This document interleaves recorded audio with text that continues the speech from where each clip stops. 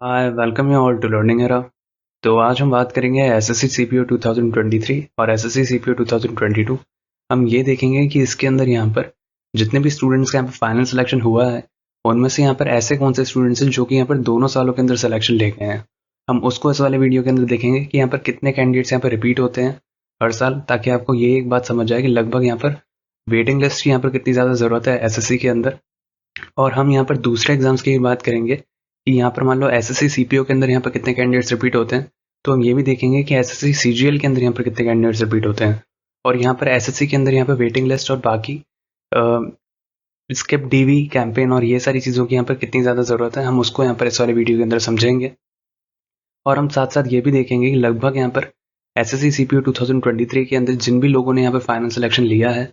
हम ये देखेंगे कि लगभग यहाँ पर मैक्सिमम जो सिलेक्शन होते हैं वो किस एज ग्रुप के अंदर होते हैं, ताकि आपको एक बात समझ आए कि लगभग अगर मान लो अभी तक आपके यहाँ पर सिलेक्शन नहीं हो रहा है और अगर आप यहाँ पे पैनिक कर रहे हो और अगर आपको ये लग रहा है कि नहीं अभी मेरी जो उम्र है वो यहाँ पर लगभग इतनी नहीं है या मेरी उम्र यहाँ पर हो चुकी है, मुझे एक और साल यहाँ पर देना चाहिए या नहीं देना चाहिए, तो लगभग आपको ये चीज़ पता चले कि यहाँ पर जो सिलेक्शन होते हैं मैक्सिमम वो यहाँ पर किस एज ग्रुप के अंदर यहाँ पर मैक्सिमम देखे जाते हैं, तो उसकी भी हम यहाँ पर बात करेंगे। तो अब हम यहाँ पर बात करेंगे कि यहाँ पर एसएससी सीपीओ 2023 के अंदर यहाँ पर जो जितने भी यहाँ पर सिलेक्टेड कैंडिडेट्स हैं उनमें से यहाँ पर मैक्सिमम सिलेक्शन यहाँ पर किस एज ग्रुप के अंदर देखे जाते हैं वो हम यहाँ पर समझते हैं। देखो सबसे पहले हम यहाँ पर बात करेंगे कि यहाँ पर 21 एज ग्रुप की हम यहाँ पर बात कर रहे हैं। यहाँ पर ऊपर भी यहाँ पर जो ये लिखा हुआ है तो ये भी यहाँ पर एज ही यहाँ पर लिखी हुई है ऊपर, और यहाँ पर ये फ्रीक्वेंसी है जो आप यहाँ पर देख सकते हो। तो अगर हम यहाँ पर बात करें तो आप यहाँ पर देख सकते हो कि यहाँ पर 21 के बाद यहाँ पर आती है 22 की उम्र। तो यहाँ पर 22 के अंदर यहाँ पर ज़्यादा ही सिलेक्शन देखने को मिले हैं 21 से। फिर आप देख सकते हो यहाँ पर 23 की यहाँ पर जो उम्र है उसके अंदर और ज़्यादा, और जो 24 है ये यहाँ पर पीक है। जितने भी यहाँ पर स्टूडेंट्स होते हैं जो कि यहाँ पर 24 एज ग्रुप यहाँ पर अटेन कर चुके हैं, है ना, उनके यहाँ पर मैक्सिमम सिलेक्शन देखने को मिलते हैं। ये वाली चीज़ हमें इस डेटा से समझ आती है। फिर अगर हम यहाँ पर देखें तो 25 जो एज ग्रुप है उसके अंदर लगभग इतने यहाँ पर सिलेक्शन देखने को मिलते हैं, जो कि यहाँ पर 24 के बाद यहाँ पर 25 के देखने को मिलते हैं, फिर आपको यहाँ पर 23 के देखने को मिलते हैं। फिर यहाँ पर जो भी 26 यहाँ पर जो एज ग्रुप यहाँ पर अटेन कर चुके हैं, इसके बाद देखो यहाँ पर एज रिलैक्सेशन और बाकी फैक्टर्स भी यहाँ पर आते हैं धीरे धीरे कर, जैसे आप यहाँ पर देख सकते हो। एक्स सर्विसमैन भी होते हैं, बाकी भी यहाँ पर काफ़ी चीज़ें देखनी पड़ती हैं। तो उस तरीके से पूरा यहाँ पर जो डेटा है वो आप लोगों के सामने यहाँ पर अवेलेबल है। और यहाँ पर जितने भी यहाँ पर स्टूडेंट्स ये सोचते हैं कि अभी तक उनका यहाँ पर सिलेक्शन नहीं हो रहा है या कोई भी यहाँ पर कोई दूसरा रीज़न है, और अगर उनको ये लग रहा है कि उनको अभी एक और साल देना चाहिए या नहीं देना चाहिए, तो आप यहाँ पर देख सकते हो मैक्सिमम सिलेक्शन जो यहाँ पर देखने को मिलते हैं लगभग वो यहाँ पर 24 की एज ग्रुप के अंदर यहाँ पर देखने को मिलते हैं। और बाकी यहाँ पर जितना भी यहाँ पर जो डेटा है वो आगे चल के यहाँ पर एक्स सर्विसमैन और यहाँ पर दूसरी कैटेगरीज का है जिनके अंदर थोड़ा थोड़ा यहाँ पर एज रिलैक्सेशन भी मिलता है। तो लगभग ये है कि यहाँ पर डेटा आप लोगों के सामने है, और आप यहाँ पर समझ सकते हो कि लगभग यहाँ पर अगर 24 के अंदर यहाँ पर मैक्सिमम लोग यहाँ पर सिलेक्शन लेते हैं, उसके बाद यहाँ पर 25 की उम्र यहाँ पर देखी जाती है, फिर यहाँ पर 23। तो लगभग ये है यहाँ पर टॉप 3 आप यहाँ पर समझ सकते हो। तो ऐसा नहीं है कि अगर आप यहाँ पर 21 साल के हो, अगर आप यहाँ पर 22 साल के हो, तो आप यहाँ पर अपनी जो हिम्मत है वो आप यहाँ पर हार कर बैठ जाओ और आप ये सोचो कि नहीं अभी तक मेरा नहीं हुआ है तो मुझे इसके आगे प्रिपरेशन नहीं करनी चाहिए। तो ऐसा मत सोचना, क्योंकि आप यहाँ पर देख सकते हो जो डेटा है उसके अकॉर्डिंग हमें यहाँ पर क्या देखने को मिल रहा है। अब हम यहाँ पर बात करेंगे कि यहाँ पर एसएससी सीपीओ 2023 और एसएससी सीपीओ 2022 के अंदर हमने यहाँ पर जो मेल कैंडिडेट्स का हमने यहाँ पर जो डेटा था वो हमने यहाँ पर कंपेयर किया था। हमने यहाँ पर फीमेल कैंडिडेट्स का इसलिए नहीं किया क्योंकि उनकी लिस्ट वैसे भी छोटी होती है, तो उनको अगर हम यहाँ पर कंपेयर करेंगे तो ज़्यादा इतना रिजल्ट नहीं देखने को मिलेगा। और जनरली क्या है कि अगर हम यहाँ पर देखें एसएससी सीपीओ के अंदर यहाँ पर कितने कैंडिडेट्स यहाँ पर रिपीट हुए हैं जो कि यहाँ पर 2022 के अंदर सेलेक्टेड थे और एसएससी सीपीओ 2023 के अंदर सेलेक्टेड थे, तो आप यहाँ पर देखोगे कि यहाँ पर इतना बड़ा यहाँ पर डेटा नहीं निकल कर आया है। ऐसा क्यों होता है कि एसएससी सीपीओ के अंदर इतना ज़्यादा डेटा नहीं निकल कर आता, लेकिन एसएससी सीजीएल के अंदर बहुत ज़्यादा डेटा निकल कर आता है जो कि रिपीट होते हैं, और एसएससी सीएचएसएल के अंदर भी काफ़ी ज़्यादा रिपीट होते हैं। और अगर हम यहीं पर ही कोई दूसरा एग्जाम भी उठा लें एसएससी का, उसके अंदर भी बहुत ज़्यादा रिपीट होते हैं, लेकिन एसएससी सीपीओ के अंदर ये वाला जो डेटा होता है वो थोड़ा हमें कम देखने को मिलता है ना। वो भी हम देखते हैं कि लगभग यहाँ पर कितना निकल कर आया है और हमने इसको निकाला कैसे है। तो देखो सबसे पहले अगर हम यहाँ पर बात करें कि हमने इसको निकाला कैसे है, हमने यहाँ पर लिया था नेम और हमने यहाँ पर लिया था फादर्स नेम। तो होता क्या है जनरली कि यहाँ पर किसी स्टूडेंट का जो खुद का नाम है वो किसी दूसरे स्टूडेंट का भी यहाँ पर खुद का नाम हो सकता है, लेकिन ऐसा बहुत ही रेयर होगा कि जो स्टूडेंट का यहाँ पर खुद का नाम था और जो फिर उसके पापा का नाम है वही यहाँ पर स्टूडेंट के खुद का नाम और यहाँ पर उसके भी पापा का नाम यहाँ पर सेम निकल जाए, मतलब दोनों स्टूडेंट के खुद का नाम और पापा का नाम यहाँ पर सेम निकल जाए सिलेक्शन की लिस्ट में। ऐसा बहुत ही यहाँ पर रेयर देखने को मिलेगा, बहुत ही कोई गिनती का यहाँ पर कोई रिजल्ट होगा, इक्का दुक्का। तो जनरली यहाँ पर जितना भी डेटा है वो पूरा का पूरा यहाँ पर प्योर है। तो आप यहाँ पर ये समझ सकते हो कि लगभग हमने इसको यहाँ पर किस तरीके से निकाला है। तो इस तरीके से हमने यहाँ पर पूरा डेटा यहाँ पर निकाला एक्सेल शीट के अंदर, और हमने यहाँ पर नेम हाइड करा है ताकि यहाँ पर किसी को भी देखो अननेसेसरी हेट नहीं मिले। कोई भी यहाँ पर जो करता है प्रिपरेशन, हो सकता है क्योंकि वो यहाँ पर डीपीएसआई को एम कर रहा हो या उसका कोई और रीज़न हो, तो वो भी एक रीज़न हो सकता है। इस वजह से हम नहीं चाहते यहाँ पर किसी को भी अननेसेसरी हेट मिले, इसलिए हमने यहाँ पर जो नेम है वो हमने यहाँ पर स्टार मार्क किए हैं।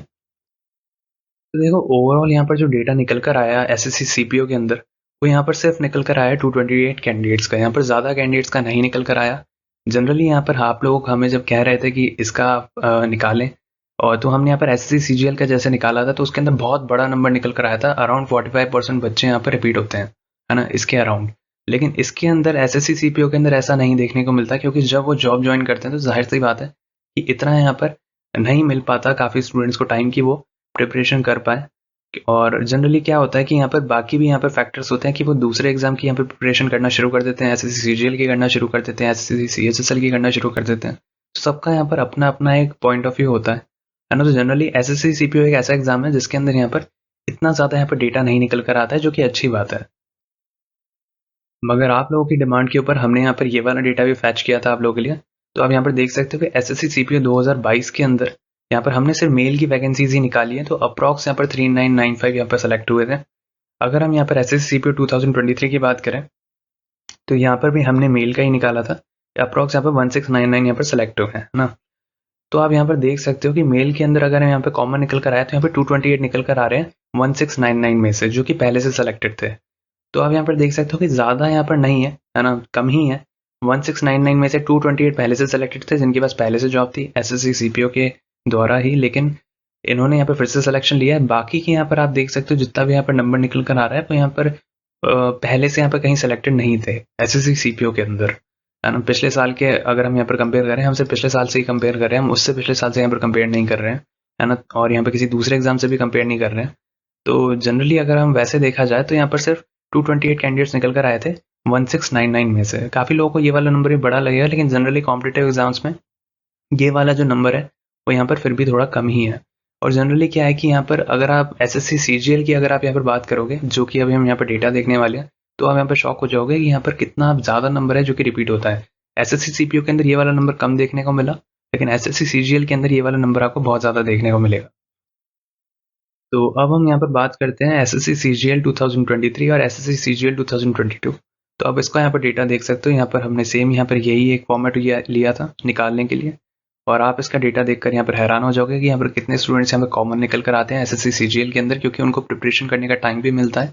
और ये काफ़ी होड़ लगी रहती है कि उनको यहाँ पर एक अपर ग्रेड पे की यहाँ पर जॉब चाहिए, नहीं तो उनको लोकेशन चाहिए अपने हिसाब से, या उनको थोड़ा वर्कलोड थोड़ा कम चाहिए, तो वो वाली जॉब को एम करते हैं उसके बाद। तो आप यहाँ पर देखकर हैरान हो जाओगे। अब जो मैं यहाँ पर आपको डेटा दिखाने वाला हूँ, आप यहाँ पर देख सकते हो, यहाँ पर जो एंट्रीज निकल कर आई वो निकल कर आई यहाँ पर 3359। तो इतनी ज़्यादा नंबर हैं जो कि रिपीट होते हैं एसएससी सीजीएल के अंदर। 3359 कैंडिडेट्स वो हैं जो कि एसएससी सीजीएल 2022 के अंदर भी सिलेक्टेड थे, और यहाँ पर एसएससी सीजीएल 2023 के अंदर भी सिलेक्शन ले गए। तो आप यहाँ पर सोच सकते हो 3359 यहाँ पर कितना बड़ा नंबर है। तो जाहिर सी बात है कि वो लोग यहाँ पर दो जॉब तो करेंगे नहीं। ऐसा तो है नहीं कि वो यहाँ पर एसएससी सीजीएल की 2022 के अंदर भी यहाँ पर अगर वो ज्वाइनिंग लेकर बैठे हैं, तो यहाँ पर एसएससी सीजीएल 2023 के अंदर भी वो यहाँ पर जॉब कर सकते हैं। उनको एक ही जॉब करनी पड़ेगी, तो एक सीट तो वहाँ पर वैकेंट हो ही जाएगी अपने आप। तो ये वाली चीज़ आप यहाँ पर समझ सकते हो कि एक इंसान यहाँ पर एक ही जॉब करेगा। और ऐसा भी नहीं है कि एसएससी के अंदर कोई वेटिंग लिस्ट है, हम उसकी बात करेंगे अभी कि एसएससी यहाँ पर क्या नोटिस निकालती है, ताकि आपको ये समझ आए कि यहाँ पर कोई भी वेटिंग लिस्ट नहीं है आप लोगों के लिए। तो आप यहाँ पर देख सकते हो कि यहाँ पर ओवरऑल वैकेंसी जो थी सीजीएल के अंदर उस टाइम पे वो यहाँ पर 7859 थी, और यहाँ पर 3359 कैंडिडेट्स तो ऐसे थे जो कि यहाँ पर पिछले साल ही यहाँ पर सिलेक्शन ले चुके थे। तो आप यहाँ पर समझ सकते हो 42% यहाँ पर ऐसे बच्चे हैं जो कि यहाँ पर पहले से सिलेक्टेड थे एसएससी सीजीएल 2022 के अंदर, और उन्होंने एसएससी सीजीएल 2023 के अंदर भी सिलेक्शन ले लिया। तो आप यहाँ पर समझ सकते हो 42% यहाँ पर निकल कर आते हैं, जब हमने यहाँ पर सिर्फ एसएससी सीजीएल 2022 से ही कंपेयर किया था। अब आप यहाँ पर सोच कर देखो, अगर हम यहाँ पर किसी कोई दूसरा एग्जाम उठाते, एसएससी सीएचएसएल भी उठाते हैं, कोई भी दूसरा एग्जाम उठाते,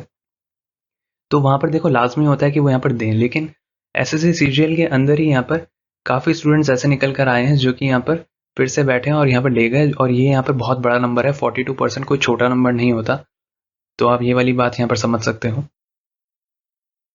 अब देखो आपके सामने यहाँ पर जो स्लाइड है उसके अंदर आप यहाँ पर समझ सकते हो,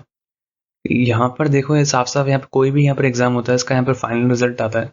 तो उसके अंदर साफ-साफ एक लाइन यहाँ पर गिवन होती है, जो कि यहाँ पर एसएससी अपने हर एग्ज़ाम के फाइनल रिज़ल्ट के अंदर यहाँ पर राइट अप के अंदर यहाँ पर डालती है। आप इसको यहाँ पर पढ़ सकते हैं। यहाँ पर साफ-साफ लिखा है कि यहाँ पर कोई भी रिज़र्व लिस्ट या वेटिंग लिस्ट नहीं प्रिपेयर करी जाती है कमीशन के द्वारा।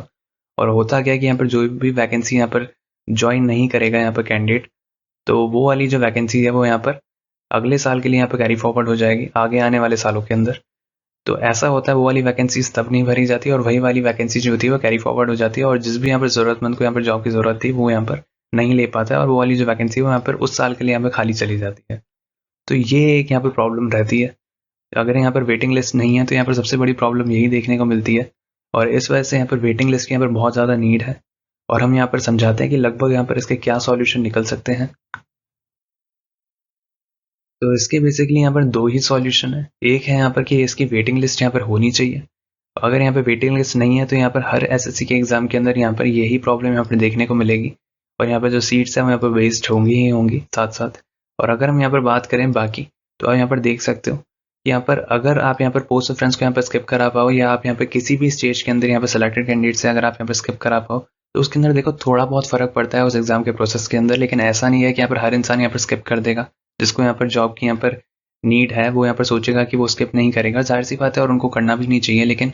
मान लो जिसको जॉब की नीड नहीं है लेकिन वो यहाँ पर डाउटफुल है कि उनको यहाँ पर वो उनकी मनपसंद यहाँ पर पोस्ट मिलेगी या नहीं मिलेगी, जैसे एसएससी होता है, तो अगर उनको नहीं मिलती जाहिर सी बात है वो ज्वाइन नहीं करेंगे, तो वो किसी दूसरे ज़रूरतमंद को यहाँ पर मिल सकती थी। लेकिन जनरली होता क्या है, जब वो खुद ही डाउट के अंदर होते हैं तो वो भी ऐसा नहीं कर पाते। इस वजह से यहाँ पर वेटिंग लिस्ट की बहुत ज़्यादा ज़रूरत है।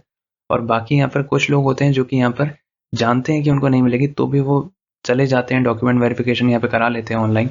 तो वो भी एक प्रॉब्लम हो जाती है साथ साथ। तो इस वजह से यहाँ पे वेटिंग लिस्ट इसका यहाँ पे परमानेंट सॉल्यूशन है। और अगर हम यहाँ पर बात करें टेम्परेरी सॉल्यूशन यही रहता है तब तक यहाँ पर पोस्ट रेफरेंस आप यहाँ पर स्किप करवाएं, नहीं तो आप कोई भी जो भी यहाँ पर होता है, कोई भी प्रोसेस होता है, मान लो टायर 2 चल रहा है, कुछ भी चल रहा है, तो आप यहाँ पर अर्ज कर सकते हैं सेलेक्टेड कैंडिडेट से कि वो यहाँ पर स्किप करें, तभी यहाँ पर कुछ होगा। क्योंकि एक जना यहाँ पर दो जॉब नहीं कर सकता, ये वाली चीज़ आप भी जानते हैं। वो एक ही जॉब यहाँ पर कर सकता है, तो जाहिर सी बात है उसको या तो पिछली जॉब छोड़नी पड़ेगी या उसको यहाँ पर जो करंट जॉब यहाँ पर मिली है वो या तो उसको उठाएगा नहीं। तो दोनों में से यहाँ पर कोई भी एक यहाँ पर चीज़ उसको देखने को मिलेगी और इस वजह से यहाँ पर जितने भी यहाँ पर वैकेंसी होती है वो यहाँ पर अगले सालों के लिए यहाँ पर कैरी फॉरवर्ड हो जाती हैं और उसके अंदर वो जुड़कर आती हैं। तो उस साल के लिए यहाँ पर जो भी यहाँ पर ज़रूरतमंद कैंडिडेट था उसको यहाँ पर नहीं मिल पाती सीट और उसके लिए वो वाला जो साल है वो यहाँ पर वेस्ट चला जाता है।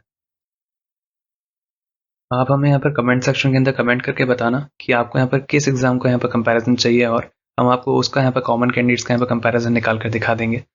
और भी आपके यहाँ पर कोई भी क्वेरी हो तो आप हमारे साथ इस चैनल के ऊपर यहाँ पर जुड़कर आप हमसे पूछ सकते हैं कमेंट सेक्शन के अंदर भी। और बाकी हम इस वाले चैनल के ऊपर हम यहाँ पर क्विज भी कंडक्ट करते हैं। हम यहाँ पर काफ़ी क्विजेस यहाँ पर डेली डालते हैं आप लोगों के लिए, लगभग 4 या 5 क्विजेस, तो आप उनको यहाँ पर अटेम्प्ट कर सकते हैं इस चैनल को सब्सक्राइब करके। और आप बेल आइकन ऑन करना मत भूलना ताकि आप उन सारी क्विजेस को आप यहाँ पर अटेम्प्ट कर पाओ। और साथ ही साथ यहाँ पर हमारा जो टेलीग्राम चैनल है जिसका लिंक आपको डिस्क्रिप्शन बॉक्स के अंदर भी मिल जाएगा, तो उसके ऊपर भी आप यहाँ पर ज्वाइन करोगे तो उसके अंदर बहुत इकट्ठा यहाँ पर क्विजेस आती हैं, तो आप उनको भी अटेंड कर सकते हो। एक दिन के अंदर आपको बहुत ज़्यादा क्विजेस मिलेंगी इंग्लिश और जीके की, जो कि आपके यहाँ पर कॉम्पिटिटिव लेवल के अंदर प्रिपरेशन के अंदर बहुत यहाँ पर फ़ायदा करेगी आप लोगों का। तो ज़रूर उससे जुड़ना मत भूलना, टेलीग्राम चैनल से और साथ साथ यहाँ पर यूट्यूब चैनल से।